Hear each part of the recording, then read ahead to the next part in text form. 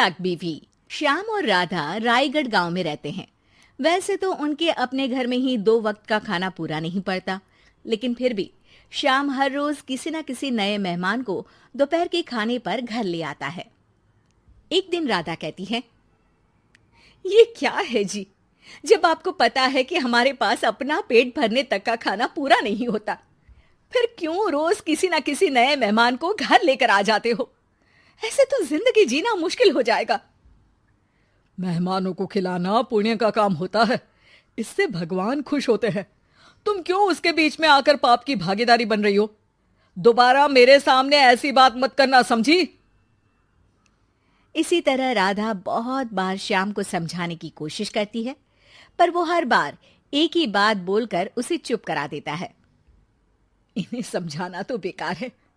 मुझे ही कोई ऐसी तरकीब सोचनी होगी जिससे मेहमान अपने आप ही यहां आना बंद कर दे। राधा तरकीब सोचने में लग जाती है और इसी तरह कुछ दिन बीत जाते हैं। एक सुबह श्याम बिना कुछ बताए जल्दी घर से निकल जाता है और राधा अपने काम में लग जाती है। कुछ घंटों बाद श्याम अपने एक दोस्त के साथ घर वापस आता है।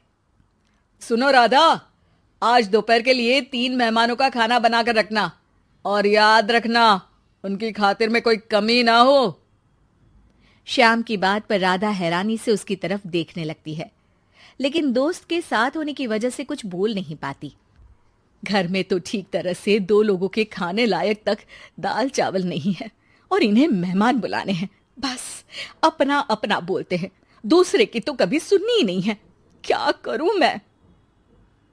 राधा क्या करूं क्या नहीं की उलझन में फंसी ही होती है कि उसके दिमाग में एक तरकीब आती है, जिस पर वो श्याम और उसके दोस्त के घर से बाहर जाते ही रसोई में से सिलबट्टा निकाल कर लाती है। अब मुझे मेरे ये साथी ही इस मुश्किल से बाहर निकालेंगे। राधा सिलबट्टे पर रोली, चावल और हल्दी डालकर उसे मेहमानों के बैठने की जगह पर ले जाकर रख देती है।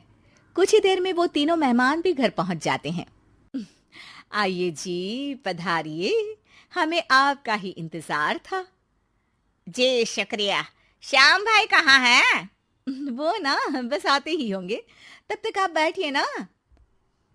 जैसे ही वो तीनों अपनी जगह पर बैठते हैं तो सामने पूजा किए सिलबट्टे को रखा देख असमंजस में पड़ जाते हैं।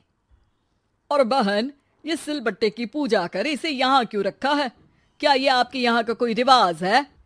अरे नहीं नहीं, वो तो मेरे पति की मन्नत है, इसलिए पूजा की है। हैं? सिलबट्टे पर कैसी मन्नत? मेरे पति ने मन्नत ली है कि वो अपने मेहमानों को खाना परोसने से पहले इस सिलबट्टे से 3 बार उनके सिर पर मारेंगे।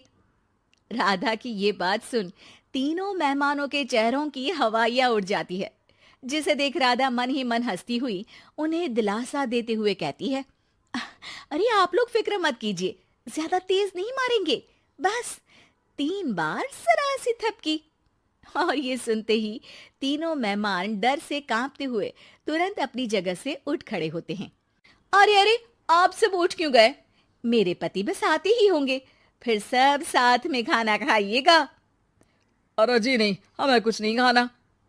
ये कहकर तीनों मेहमान बिना एक पल की और देरी किए घर से बाहर भाग जाते हैं, जिन्हें जाते हुए घर के अंदर आता श्याम देख लेता है। अरे वाह राधा, उन तीनों मेहमानों ने तो बड़ी जल्दी खाना खा लिया। नहीं ना, बिना खाए ही चले गए। अरे वो क्यों? क्योंकि वो खाने से पहले मुझसे ये सिलबट्टा मांग रहे थे, तो मैंने बोल दिया कि मेरी माँ ने दिया है, मैं नहीं दे सकती। बस फिर वैसे ही चले गए। राधा की बात सुन श्याम गुस्से से लाल होकर उस पर चिल्लाने लगता है। तुम पागल हो क्या? मेहमान को नाराज कर दिया। मेहमान जो मांगे उन्हें वो देना हमारा फर्ज है। इतनी सी बात तुम्हें कब समझ में आएगी? मैं अभी उन्हें ये सिलबट्टा देकर वापस घर में ले आता हूं, तुम खाना तैयार रखना। अब श्याम सिलबट्टा उठाए घर से बाहर निकल जाता है और मेहमानों को ढूंढना शुरू कर देता है, जो उसे पास में ही एक पेड़ के नीचे बैठे दिखते हैं। श्याम उनके पास पहुंचने ही वाला होता है कि वो उसे सिलबट्टे के साथ आता देख दोबारा भागना शुरू कर देते हैं, जिस पर श्याम भी उनके पीछे भागने लगता है। अरे रुको, मैं आप लोगों को ये देना चाहता हूँ। अरे आप लोग रुको तो सही। अरे भाई, ये तो हाथ धोकर पीछे पड़ गया है। अरे जुबान कम और पैर तेज चलाओ। वो तीनों पिटाई के डर से और ज्यादा तेज भागने लगते हैं। इसी तरह तीनों मेहमान आगे आगे और श्याम सिलबट्टे के साथ उनके पीछे पीछे पूरे गांव में घूमते हैं, जिससे धीरे धीरे गांव में ये खबर फैल जाती है कि श्याम दयालु और उदार इंसान तो है, लेकिन अब से वो किसी की भी मेहमान नवाजी से पहले सिलबट्टे से 3 बार उसके सिर पर मारेगा, जिसके प्रभाव से अब लोग उसके घर खाने पर आना बंद कर देते हैं। मैं तो उन्हें सिलबट्टा देने जा रहा था और लोगों को लगा कि मैं मार रहा हूं। कितना बड़ा बेवकूफ हूं। अब मेरी ही वजह से कोई यहां खाने पर आने के लिए तैयार नहीं है। इस तरह राधा अपनी होशियारी और सिलबट्टे की मदद से श्याम के मेहमानों वाली आदत से छुटकारा भी पा लेती है और घर की शांति भी भंग नहीं होती। जरूरी नहीं कि हर जंग हथियार से ही लड़ी जाए। कुछ के लिए सिर्फ दिमागी चाल ही काफी होती है, और अगर शांति के साथ अच्छे से दिमाग लगाकर सोचा जाए तो मुश्किल से मुश्किल समस्या का समाधान मिल ही जाता है।